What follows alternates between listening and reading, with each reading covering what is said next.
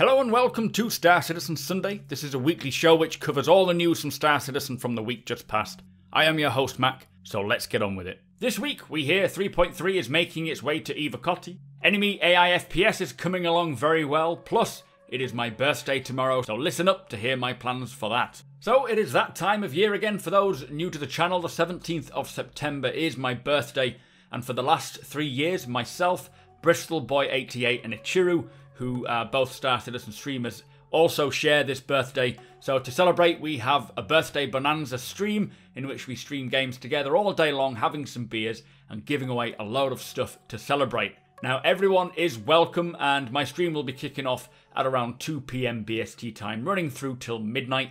Do follow the link in the description below to my Twitch channel. It is twitch.tv/supermacbrothers_Ryan. Also, tick up that notification button so you don't miss out. Already to give away, we have 2 starter packages, a Buccaneer and a mystery ship from Ichiru.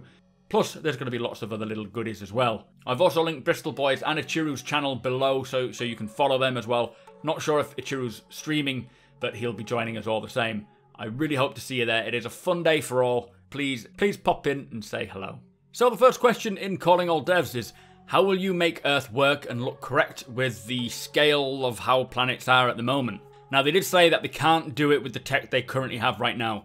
There are so many variables in the biomes, but every improvement they make to the planet tech, it gets them closer to being ready, and eventually they will have, or be able to create it once that tech is ready. Obviously, each biome they work on now will help them get to the point, because currently they have the rocky biome, the icy biome, there'll be snow with microtech, you've got the savanna and the jungles and whatnot. So eventually they'll get to the point where they can just add it all to one planet, but once the tech is ready. Next question, what's the current plans for non-lethal weapons like tasers or tranquilizers? Now they are all planned. Obviously we've got distortion weaponry in the game at the moment, like an EMP for example. They do want to bring these sort of things to FPS weapons, so maybe if you have a handheld EMP charge, you can turn people's visors off, maybe even their life support, we'll see. But they don't have any plans for tasers just yet, but they will approach them later on. Obviously this helps with bounty hunting.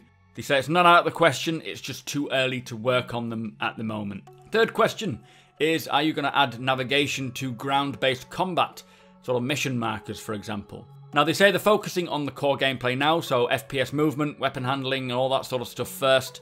They are open to options. We could see like a separate gadget to help navigate, maybe different visors or mobiGlas integration. They're open to options there, but at the moment they're just trying to get the basics of FPS and all that sort of jazz working. Final question, will there be deeper customization to player ships' interiors? Furniture, lighting, dirt and wear. Now he says currently they do have multiple ship colours. This includes the glass on the exterior. The interior, he says, is a little harder. They're not saying no, it's just there's no plans initially. Get the exterior done first, so the colours, getting names on the ships and whatnot done first. Then they'll move on to the rest. They do want us to choose between different lighting states, things like auxiliary or emergency, all reacting to game states and having a light switch on board that allows the player to adjust it accordingly. Dirt and wear are different, so dirt is sort of could be external, wear is what degrades the components, which is on the items but not the ships, and the dirt is not driven by anything in-game yet, but once they hook it up, everything will start with 0% dirt and wear, and this will change over time the more you use them and the scenarios you put them through. For furniture, there is plans to customize certain things like tables and chairs and whatnot on luxury ships. This could extend to other areas later, like bed sheets, for example. We've all seen the captain's bed sheets. Those sort of things later in date, maybe a long time away yet, but they're not writing it off. Anyway, that was Calling All Devs, guys. Let us move on. So on this week's Around the Verse, they delved further into what they've been working on this week. The first one was asteroid mining. The feature is now, or the mechanic is now feature complete. We got to see a full gameplay loop.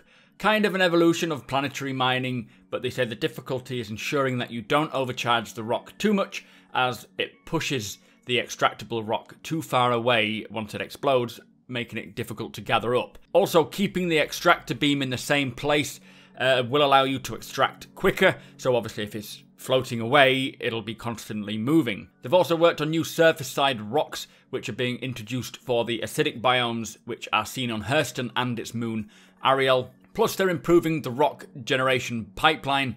This will help them create different shapes faster and improve existing mineable rocks and create a visible difference between the interior and exterior of the rocks. So they're just sort of taking it further. Obviously we got tier 0 of mining, now they're improving it, and maybe it's tier 1, we'll see. Next up was listener focus. Now this feature allows the player to focus their listening into specific conversations or sounds even when you're in a noisy area. Now this is actually a real life phenomena known as the cocktail party effect. Now what this means is that when you look intently at something, the main audio you hear is focused and everything else just fades away. This is to create better immersion and give it more of a realistic feel.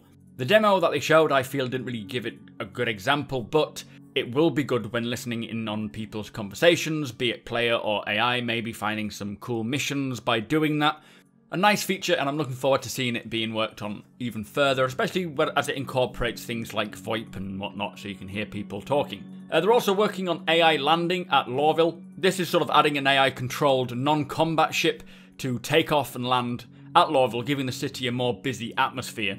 They are able to change the ship angles and make the ship look a little more realistic, because at the moment it just sort of nosedives in. But they fly down, they land, they wait, and then they take off again and quantum travel away. Obviously it needs a little work, and eventually they'll be actually coming and going and getting out of their ship and doing things. Currently it's just faked, but the AI will have day-to-day tasks and you will be able to watch them do that. So finally for ATV was the AI combat. They have done a lot of work on the AI FPS combat. This is looking very good.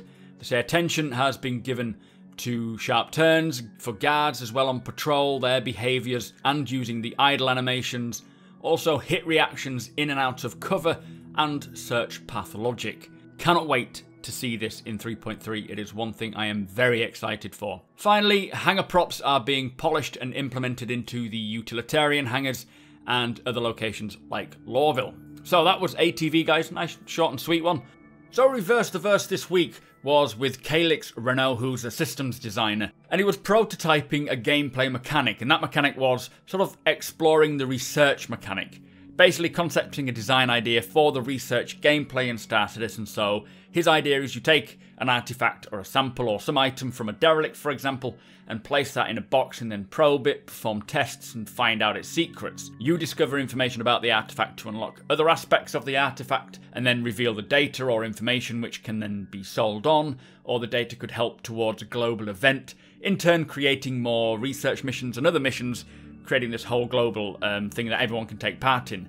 It is like that trying to achieve 100% in the data extraction is the difficulty, but Calix doesn't want niche gameplay to be constrained without consequence. So having this system, you find your artifacts through exploration, for example. These items could maybe decay over time, or if they take damage, they might need to be kept in a certain condition, like a freeze tank or whatever. This means that the research and science system is going to be engaging and require thought, method, and trial and error like in real life. Now, although the stream didn't work in terms of showing us how it works, he was struggling to try and code it, especially in front of everyone. He didn't have it set up in time. It did go to show how the work is done and how quickly it can be developed. And this is something that Calix Runner works on privately. It is not on work time. It's something he does in his downtime. Like when we saw the Caterpillar security MFD. This is stuff that he'll probably do on lunch or whatever, just messing around. He is clearly one of the people that we do that is an asset to Star Citizen. Just his passion behind creating these things and his skill in programming it. He is kind of essential in my eyes. And again, the stream didn't work, but oh well. Now, they did say at the end of the stream they're hoping to go to the Evocati early next week. They're aiming for 3.3's first build to be done by 2 parallel PTU builds, one of them with object container streaming and one of them without. They're doing this to try and figure out what bugs are object container streaming problems and which aren't, so quite clever idea. We'll see how that goes, but it could be quite a lengthy PTU up until maybe the 10th of October, when hopefully they'll release it to the wider audience, but there's going to be a lot of testing there. And Evocotis, I hope you're ready. Get yourself some coffee. God bless you all. So I just want to give a quick big shout out to all my patrons. Your support really helps me get videos like this out, so thank you so much. If you like what I do and want to help me make it better, follow the link below to my Patreon page to learn more.